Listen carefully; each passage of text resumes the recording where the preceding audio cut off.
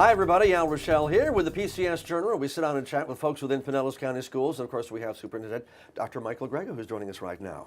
How you doing, Michael? I'm doing well. How are you, Al? Superintendent. I very seldom get to use your first name. Please do.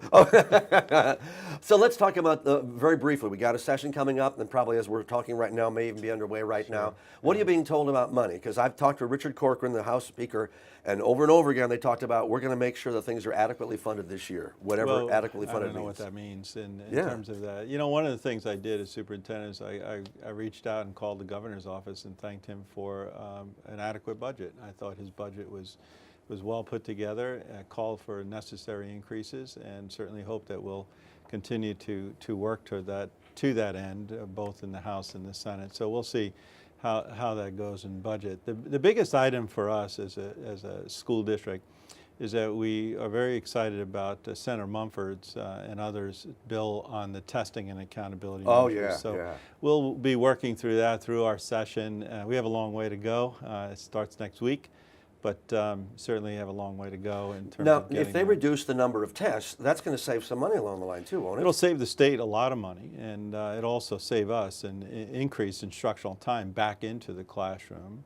And we're also taking a look at shrinking that window. You know, one of the things I reminded the state legislators when we testified with that is that in the beginning of FCAT, the FCAT testing window used to be 2 weeks. Now it's like 2.5 to 3 months. Oh. So how do we get that back? And one of the ways is to reduce the number of tests, and certainly the other is to go back to a paper and pencil test, because the benefit of that, and SAT is still in paper and pencil, is that you can sit everyone down, open up your test booklets, and when you're done, you pack it back up and you go back to instruction. And so we're not opposed to the computer, but the computer testing has expanded the time that is required for everyone to be able to sit. Well, and then there was also some scoring issues too that went in with some of the writing too. I mean, I hate to say it's supposed to be objective, but sometimes I think it becomes subjective. Yeah, it's questionable, and so I just think that if we could bring testing back to some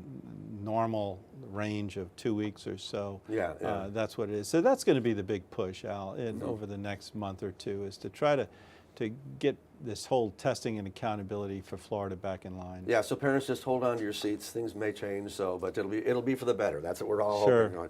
All right, let's talk about some of the other things. So many good things that occur in Pinellas County Schools. We don't always get a chance to highlight them. We've got a number of great items right now. Let's talk about this Ford Next Generation Learning Project. Now, this is the second year for this, right? It's the second year for a national conference that Ford is joined with our Pinellas Educational Foundation and our school district. We put on a national conference. As you know, Pinellas County was named as a model community, model school district in the nation, one of two, to present and implement career academies in our high schools. And so what that means is that we have to open up our doors once a year and host a national conference where people come throughout the United States. There were 8 states that came to visit us: Georgia, New York, Pennsylvania, Texas, Kansas, Missouri, Virginia, Mississippi, and there were 10 school districts in the state of Florida, over 400 people. Wow. And they came and all day last Thursday, they got on buses and they toured many of our high schools: Largo High School, Seminole, Northeast, Gibbs, and Pinellas Technical College. In addition, they had breakout sessions. In addition to that, we also had about 20, 25 superintendents here. We had a separate breakout for superintendents into how to grow career and technical programs. Busy, busy week. I mean, we want to thank our partners at the Trade Winds. They hosted us. Certainly the weather was wonderful, and people from throughout the United States to come to Pinellas County. But more importantly, they learned a great deal about the impact that technical and career education is having on student graduation, GPA rates, engagement of our students, and learned a lot. Both we learned from them and they learned from us. And so this is the second year, and Ford is very, very pleased with Pinellas County. And I can't thank our folks enough for their hard work, because when you invite that many people into your house, it's a little nerve-wracking, because you're on stage. And well, it means we're doing the right thing is what it does. Hey, speaking of the technical side of things, does that help in the achievement gap? Can that be measured as well? Are more of the kids that need help going into the technical side of things, the college side of things, what? You know, that's a great point, Al, but what we do in our educational foundation tracks this as a third party, so it's not us only doing it. But we take a look at our African American Hispanic students who are engaged in career and technical education. We look at their graduation rate, their overall GPA and running GPAs, their attendance, referrals. We take a look at just about everything. And in every single, with every single indicator, our minority students are achieving higher than the rest of our students in our district. For example, our African American graduation rate for those students who are engaged in career and technical classes at 95%. Wow. Which is Well, about a that's high. 25 to 30% increase or higher than the student who's not engaged. And I'm convinced that the key there is the engagement. Yeah. I think it's engagement and also building a future for, so what are we going to be doing after high school? Yeah, I think kids that have, especially kids that are even headed to college, are kind of like, well, how does this translate into a job down the line? Whereas some of these technical programs, it's, hey, you've been doing this already while you're in high school. So that's that very- line is so, I'm so grateful that line is blurring between technical programs, because even if you go into a four-year college, professors really require that you understand something, especially so many of the majors now in four-year universities are of a technical nature. Yeah, yeah. All right, let's go on to some of the other things that are going on. Boca Ciega High chosen as an AVID National Demonstration School.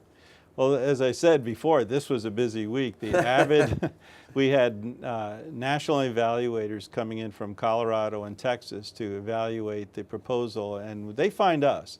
But AVID, Advancement via Individual Determination, is a program that we have completely adopted in Pinellas County, and it's for specifically targeting, but not exclusive, for first-generation college-bound students. Students who truly have the capability and wherewithal, but maybe do not have the same support structure. And so, as you said before, we have an overrepresentation of minority students in these programs, and boy, they're closing the gap tremendously. To be a demonstration site is a massive thing. It's more criteria than I have time and we have time to mention, but you have to be practicing AVID for at least 4 years. And to give you an indication, there are only 5 high school national demonstration sites in the state of Florida, and we have 2 of them. Oh gosh, that's great. 2 years ago, Northeast High School was joined, and now joined this past week by Boca Ciega High School. So we're real proud of that. There are 353 AVID secondary schools in the state of Florida. That's middle and high school in the entire state. And we have 35 of them, or 10% of them. We make up about 4%. So we're really doing well in this area, and I'm very proud of Boca Ciega. This is a huge deal. Mike Vigu, the principal, has done a tremendous job. Dr. Isaac, who is the AVID coordinator at that school, when that announcement was made out, we had the whole gym filled with all the AVID students. They had their AVID t-shirts on, and they were so excited. They had cake, they celebrated, because this is a journey for them over the last 4 years. 4 or 5 years. Now, do colleges recognize this stuff, especially on the application forms? Yes, and they not only recognize it, but it is the main ingredient to prepare students for universities. For example, real quickly, every AVID student has to take an honors or advanced placement class before they graduate. So they work with you. They teach you how to take notes. They teach you how to study. They really are preparing you for that next journey after high school. I couldn't be more proud. This evaluation was taking place, in fact, during the Ford Next Generation state or our conference. Oh, the evaluation? So I left there and ran over just for the announcement. I couldn't be more proud of the staff, Mr. Vigu and their entire staff. They have truly closed the achievement gap, of the graduation achievement gap, between all subgroups, Black, Hispanic, and white at Boca Ciega, and I believe AVID is a major component of that. You know, when you look at the overall media coverage, it's sad because I don't think a lot of people, even though we trumpet it, and even though the individual schools do, I don't think a lot of people realize that these kind of national acclaims are coming to Pinellas County schools. They are, and it is very rare, and the individuals who evaluated us from Texas and Colorado really were impressed. I mean, they said, before we get into to recognition, and we'll be awarding you the national demonstration, let me make a few comments to the group and to the principal and to his staff. We go into a lot of high schools throughout the United States. We have never seen as strong of a culture, a caring culture in Boca Ciega. He said, you sometimes see this type of nurturing in an elementary school. You rarely see it in a high school. Wow. And they also were very impressed with Northeast. But truly, this was a great national recognition for Pinellas County. I'm very proud. All right, National History Day competition. I missed that. History Day. I missed You missed. It. Was it between the National Donut Day and National Pizza Day right there? So tell me about what students were involved as far as the National History Day. This is one of the largest competitions that we host. Over 600 students from throughout the county, grades 6 through 12. And one of the themes you're going to start to see is that I was at a science competition this past weekend at McMullen Booth. We don't have it here, but and we had to split this up because the science competitions are getting so large that we had to now do it in 2 different weekends.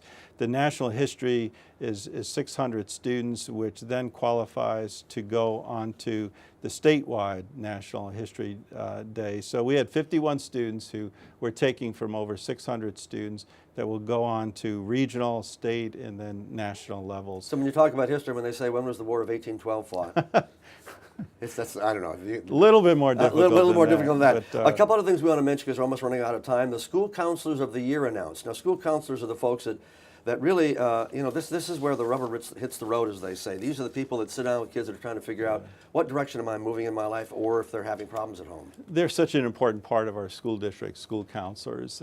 They help our students, they help our teachers, they help parents at every single level. And we're very proud to announce at the elementary level, Melinda Watson from Curtis Fundamental Elementary School was announced as the Counselor of the Year at the elementary level. Kelly Krupp from Osceola Middle School from the middle school level, and Jamie Wasserman from Pinellas Park High School. We're truly honoring all counselors, school counselors, but truly these people represent the many great counselors that we have. And hey, I also want to say thank you to Florida Hospital that donated $26,000 for the Center of Wellness and Medical Professionals Magnet Program at Palmyra University High School. Thank you. And the Girls Club at Bears Creek had some visitors from Seminole High School, and just lots of good things going on, Dr. Grego. So next time we come back, maybe we'll know a little bit more about the money side of things, where we're going with this. I hope so. Cross our fingers. Thank you. Dr. Grego, thank you. Back with our program, more of it right after this. Stay with us.